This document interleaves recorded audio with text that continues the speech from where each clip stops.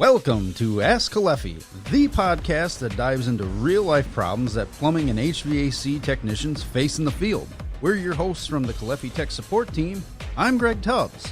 And I'm Dan Furcus. Welcome. We look forward to sharing some stories from our tech calls and using our background and expertise to make your days a little easier. Hey folks, welcome back to another episode of the Ask Caleffi podcast. Greg here, coming at you with my buddy Dan. Yeah, we're back. We got a returning guest. We do. We're pretty excited. Yeah. You're lucky I came back. Oh. So I'm sitting You're lucky here. we let you back. Oh! There you go. Yeah, Yeah. sitting there in the studio with Bunsen and Beaker. It's real funny, isn't it? Yeah. Yeah, if you guys could be Sesame Street characters, I got Bunsen and I got Beaker. Here we go. I'm Beaker, by the way. Yeah, you are. It's Yeah, the we red gotta- hair. Yeah. And for those of you that don't know, our guest is Cody Mack, our training and education manager. Yeah, thanks for having me, guys. It's good to be back. Yeah, We're going to talk another 5 things you need to know. Yeah, another 5 things. We might even find a 6th thing while we're at it. Okay. So, maybe. hold A on. little bonus. Yeah. Yeah, so Cody's here to talk more about his series, the 5 things you need to know. Yeah, so I mean, it's a big training initiative. We talked about it last time, the fact that, we're trying to get stuff that's real concise to the point and get that information out to everybody that needs it as quickly and easily as possible. And I mentioned it before, attention spans are growing shorter and shorter, and so we're trying to keep these videos really short with the 5 things you need to know series. And, usually they're about 5 minutes, give or take a little bit, but again, very straight to the point, very concise, and gets you guys the information you need. Cool. We're going to talk noisy PRVs today, aren't we? Pressure reducing valves, not pressure relief valves. No. If those are noisy, you got a really big problem. Yeah. Right, Pressure right. reducing valves is what we're going to talk If about. one of those today. makes a noise louder than a drip, you got a major problem. Yeah, oh yeah. Definitely a popular phone call here at the Ask Caleffi line. Yeah. Yeah, here at Caleffi, we've been really diving pretty hard into the plumbing product and pressure reducing valves. We've had them for 3-4 years now. It's been a while. Easily. I mean, we've always had the autofill, right? So that's Sure. a pressure That's a reducing PRV valve. too. Yeah, for Yeah. boiler systems, you got it. Yep, but you usually don't hear a problem with noise going through that. Correct. Yeah, that's usually kind of a one and done kind of deal. They Yep. fill up the boiler and if the PRV is still working, chances are you got bigger problems on a boiler system. But like with a pressure reducing valve for potable water, that's a whole different ball. So Caleffi, Italy, they came out with these PRVs a number of years ago as a global initiative. So these PRVs, you can go all around the world and you can see PRVs that look exactly the same from Caleffi, which I think is really, really cool. But we do. I'm not gonna sugarcoat it. We get calls about them because the things happen, and that's what we're here. You guys especially. You guys are taking the brunt of most of the tech support calls. Yeah, you guys do a fantastic job. Thanks. But you. I'm not you, Greg. Dan. Right. Go back to my corner now. There you go. Back in the corner with you. Oh We will shun you every time. Where's that womp womp womp button? Right. Yeah, it's Yeah. in there, I don't know. But anyways, no. So we get some calls about them, and I say particularly with PRVs, it's usually noise issues, and so we get some calls about them, and I think we've got some great information in this particular 5 things you need to know about little video that we can talk about today. I guess, what do you guys want to start with? Well, we know one of the biggest things is a valve being undersized or oversized. Yeah. Yeah. Yep. Yeah, selections. Bigger's not always better, you mean? Right. Right. Or is smaller better? You tell me. Or is Goldilocks? I think you just right? size it based on pipe size, don't you? Oh, man. Oh, boy. You just made life so much easier All right. for every Yeah. contractor Isn't out that there. the way you do it? Yep. Yeah. Yep. 1 inch is 1 inch, right? All Right. day long. Yep. Yeah. No, if it was that easy, I don't think we would have jobs, gentlemen. Right. We'd be packing Yeah, it up and be exactly. hitting the road. No, I mean, we get that question a lot, and unfortunately, it comes after the fact that it's been installed, Oh, yeah. and then you start reverse engineering. Well, what size pipe you have? How big is the house? What kind of demand do you have on it? Right. Oh, oops. Yeah, we didn't know. 1 inch valve, 1 inch pipe. Should be able to install it, walk away, and all good. Right. Not always the case. Yeah, we get a number of calls, I would say, on the regular where, as far as valves being oversized, I mean, for one thing, you're paying more for a valve that you don't need, Yeah.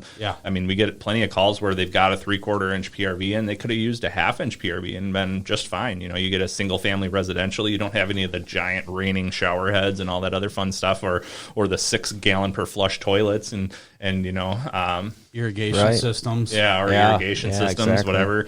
Yeah, and so, I mean, getting that valve to the proper size, I think, is really important. I think I didn't even mention it in my 5 things you need to know video, but there's some great water demand calculators out there. The one that I'm thinking of is from IAPMO, and IAPMO has a water demand calculator out there to where you can actually plug in for, I believe it's single family residential or multifamily residential, but you can plug in all your fixtures into that, and it'll give you a demand for potable water, which is fantastic, and you can figure out exactly what you need. Obviously it'll get you in the ballpark. It might not be, 100%, but it'll get you to 90% as opposed to just a wild guess, Right. Yeah, exactly. Yeah.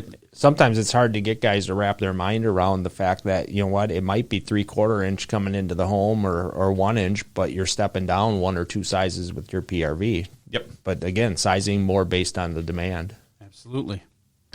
Yeah. So yeah, definitely. I think that's probably the biggest thing that we get calls about is either undersized or oversized. Whether they be undersized or oversized, you get that undersized scenario, which, let's be honest, that doesn't happen. Usually undersizing is not that much of an issue. But if it is undersized, you get too much flow through that guy. You get a lot of velocity. You're going to get a lot of noise and everything like that. But on the oversized end of the spectrum, you're not working within the good control range of that pressure reducing valve, and so that PRV it has the ability to allow a lot of flow through at one time. Well, if you're just running small fixtures, single family residential, that PRV is going to, say for example, you got a small powder room sink on or something like that. That PRV is going to open and close really fast because it's going to hit that pressure mark and it's going to want to shut off. So that's going to lead to some chattering or some thumping or anything like that. Vibrating of the pipes. Vibrating of pipes and things like that. So it's it's really important to get these sized properly, and it's kind of a blessing and a curse, the fact that the Caleffi PRVs, we have the ability to flow so much through these PRVs compared to a lot of our competitors, that it is something that you just need to be aware of. Right. Yep, that's for sure. The other thing would be your pressure range and how you're adjusting your pressure, your step down pressure. Right. Oh, for sure. Yeah. Yeah, we get that call quite a bit. We talk about it frequently. If you've got a big differential between inlet to outlet, man, that can, say you got 250 PSI coming into a building, for one thing, there are certain particular even PRVs that we do have a pressure range on the inlet side, you can, as far as going too high.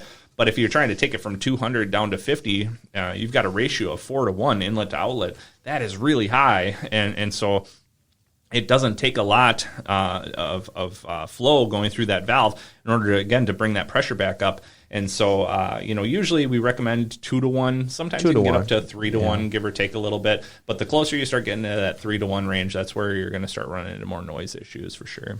Yeah, I actually took a call the other day about something similar to that. It was making noise, and they were closer. They were just over the 2-to-1, closer to 3-to-1. It was working, but it was noisy.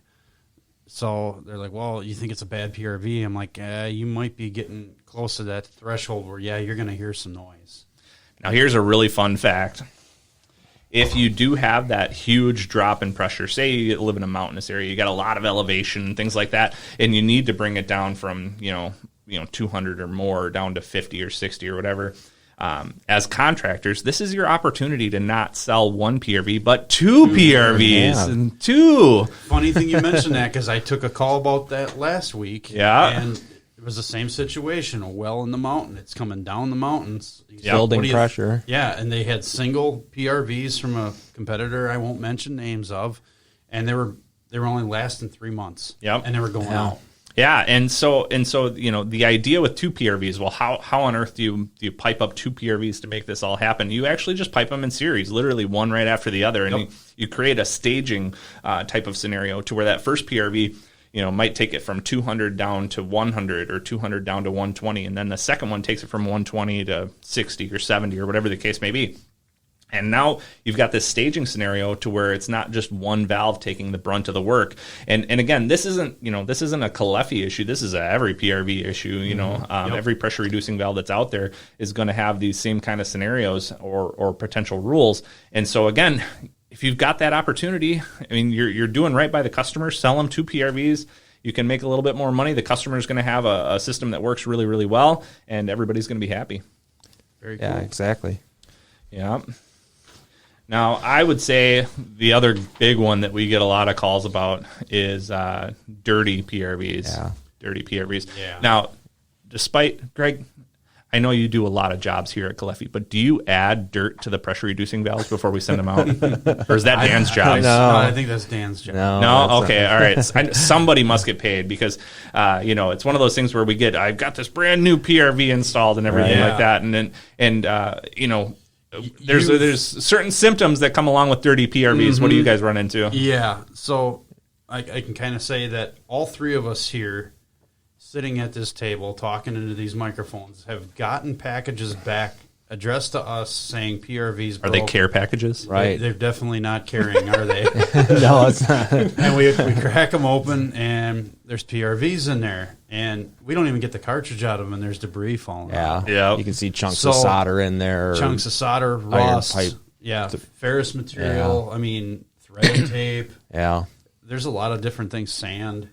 But it makes it through that filter screen that's in there, and it's not even in the filter screen. It's actually in the bottom of that cartridge. Yep. Right where it's right in the seat. Yeah. Right where it closes off. Well, if you got a pebble of something in there, Just a little chunk of copper can do it. Yeah. Yep. And it doesn't Copper allow shavings. It's Right. a very small, fine surface area that it needs to be able to pinch off.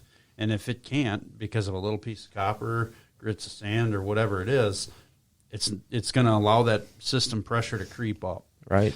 Or cause noise. Yeah, and I think that's one thing that our PRV does really, really well is that we do have a screen that goes around the entire cartridge. It's a 360-degree screen as opposed to a lot of our competitors that just have a screen at the inlet that's, 3/4 of an inch in diameter or whatever. But, obviously the screen is only going to catch the stuff that's bigger than the holes in the screen. Right. So if you've got dirt and debris that gets past there, what's going to end up happening is the dirt and debris is going to prevent that cartridge from closing off. And so during times of little to no demand, you're going to start to see a rise in pressure, and you're going to think, well, that PRV is not controlling. It must be bad, and then you're going to send Greg a care package because he loves care packages. And then we're going to open it up and we're going to clean it. We're going to put it in the lab, and the thing's going to work like $1 million. Right. And so, yeah, definitely. I mean, it's something to consider, as far as upstream strainers or media filters going into the home or the business or whatever the case may be. But just remember, our PRVs, you can take them apart so easily and clean them out and put them back into service. When we test these when they come back, we put them in the lab and put them on the wall. They don't work. They creep up. They do that. We pull the cartridge, we clean them out, and they're back up and running beautifully in like 5 minutes. It's so easy. Yeah, it's pretty quick. With that cartridge, it's so easy to just thread out and pull out. It's easy to pull it out and clean it, flush it out, but it's also just as easy if you had a spare cartridge, which we do sell, to do a cartridge replacement if you really had to. Yeah, if they're really gummed up, you can. Or if something's wearing out in it, but that's going to be over time. Yep. So yeah, there's a number of things, one thing that wasn't really even part of my 5 things particular video, but I think is something that needs to be addressed is whenever you have a PRV in the circuit or coming into the home, it's not really meant to be, but it does act as a bit of a check valve. Have you guys run into that before? Oh, yeah. Yes. Yeah. Sure have. Yep. My that's a pretty good phone call that we get. Why is my system pressure creeping up? And now my pressure relief valve on my hot water tank is leaking. It didn't do that before the PRV. Yeah, and then we don't have the old school technology where it's allowing water to push back. But hey, wait a second though. So you brought up a great point, Greg. There are some manufacturers out there that in their pressure reducing valve have what's called a bypass valve. Mm-hmm. And so with most pressure reducing valves, water can flow through in one direction, and the idea is that it doesn't go backwards. And it's not meant to be that way. It's not meant to be a check valve, but that's just what happens. But some of our competitors do have a bypass valve, and that bypass valve, I think, is really important to note that it's a terrible idea for one thing. Okay. And so this bypass valve, the idea is that if the downstream pressure of the valve is more than the upstream pressure, the bypass valve allows it to go backwards. Can you name off on your hand, Greg, how many, or Dan, or water municipalities that want water back after it's entered your house? Not a one. Not a one. Are you sure? Yeah. I mean, come on. Who wouldn't want the water back after it's been in my house? And so, is there a buyback program on it? There maybe you there go. is, yeah. Now you're onto something. We'll have to look into that. Okay. But the idea is, a lot of these municipalities are I requiring think it's considered contaminated It's once contaminated, it comes into your home. They don't want it back. And so, a lot of places are requiring backflow prevention going into homes and businesses and things like that, whether it be double checks, dual checks, RPZ type stuff. But a PRV can act as this too. And so if you have a PRV in place and it's not dirty, like what we talked about before, but chances are you're also going to have a domestic hot water source, which, as we all know, when you heat water, what happens? Expands. It expands. It's going to want to increase in pressure. And so you need to have an expansion tank. Yes. So if you're, and this is another great cell technique for you guys. Not only did we talk about, 2 PRVs, if you're selling a PRV, it's never had a PRV in place before, definitely look into an expansion tank as well. Absolutely. Water's got to have somewhere to go. It does. It's not going to blow your pipes up like a balloon. It's got to have a place to expand. So put that. Or you can sell them a bucket to put underneath the pressure relief valve on the right. water heater. Ooh, there you go. You can get a custom branded bucket with your company name on it.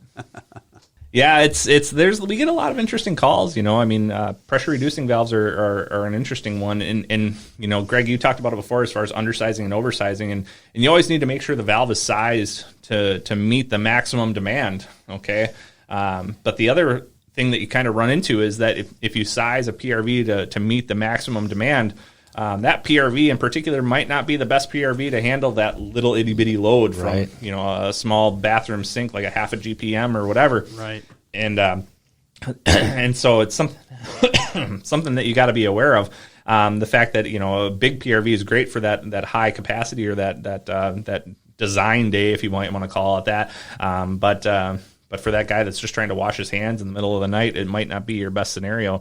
Have you guys ever run into that before? Oh yes. Yeah, definitely. Yeah. Yeah, I mean, one thing we look at is we always recommend sizing between that 3 to 6 feet per second range. So totaling up your load, looking at the flow characteristic chart, and picking the model that fits within that 3 to 6 feet per second. Minimum flow rates, what we recommend is really down to 1 foot per second. Yep. So it's not uncommon. I mean, you look at our 1-inch valve, that's got a high flow capacity. It's 10 to 19 GPM. Right. But at 1 foot per second, it's still able to deliver It's about 3 gallons per minute. Yeah. It's pretty crazy. Yeah. So, I mean, obviously most of your bathroom sinks and whatnot are not going to be 3 gallons per minute. No. And, in a lot of scenarios, it can work pretty stably under that 1 feet per second velocity range, but that's kind of the recommendation. But if you do have a scenario where you've got a high flow demand and everything like that, again, you need to size that big PRV to handle that. But this is another scenario. Ding, ding, ding, ding, ding. You can sell 2 PRVs. Right. This is really awesome. And instead of a staging type scenario, you're going to actually run it in a high-low scenario. So you're going to have a big PRV that handles that big load when everything's on, the design day, so to speak. But then you're going to have a smaller PRV that's actually piped in parallel to the bigger PRV. And you're going to set that smaller PRV to a slightly higher pressure. So that way, when there is a drop on the distribution system, that small PRV is going to pick it up and replenish. But then if the pressure drop gets too great, then that bigger PRV in parallel will open up and it will kind of take it over from there. So it is a parallel type thing. It's a nice redundancy thing too. I mean, if you ever need to service them, clean them out or anything, you don't have to take down the whole building. And not only this, I mean, 2 in parallel is one thing. If you've got a big enough demand, you can do multiple, 2, 3, 4, in parallel, depending on the size and the need for the building and everything like that. So again, something to think about there with PRVs. Sizing is super important, though. Yeah. I mean, good grief, sizing is super important. Sizing, yeah. I mean, that's the majority of our calls. The problems is it wasn't sized correctly to begin with. Yeah. Yeah. When it comes to noise, the sizing is pretty important. The parallel pipe thing is great. I mean, especially for larger homes with multiple different sizes of varying loads with irrigation systems. We see a lot of that with irrigation systems. I've had, I don't know how many guys call me, yeah, I got an irrigation system. They got a PRV, but I don't think it can keep up. Well, this is what you have to do. Right. So you talk them through parallel piping, a bigger one and then some smaller ones or a smaller one.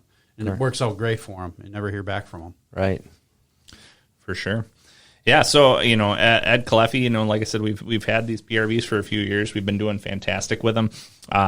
If you guys ever have questions, don't hesitate to reach out to us. We've got a lot of great resources available online, with a lot of our webinars on YouTube. But we've got some great people at Caleffi here, too. We're always happy to help. Yeah, we pride ourselves on being able to help everybody out in the field. Yeah, so we're happy you could join us again today, Cody, and promote your 5 Things You Need to Know series. You guys can check that out on our YouTube channel or all the social media. Yeah, check it anywhere out. you can find Caleffi, you can find that. All right, thanks for having me, guys. I really appreciate it. All right. Great, thanks, Cody. Thank you for tuning in. If you ever need help, please feel free to contact our tech support team anytime at techsupport.us@caleffi.com. or call us during our business hours at 7:30 a.m. to 4:30 p.m. Central Time at 414-238-2360.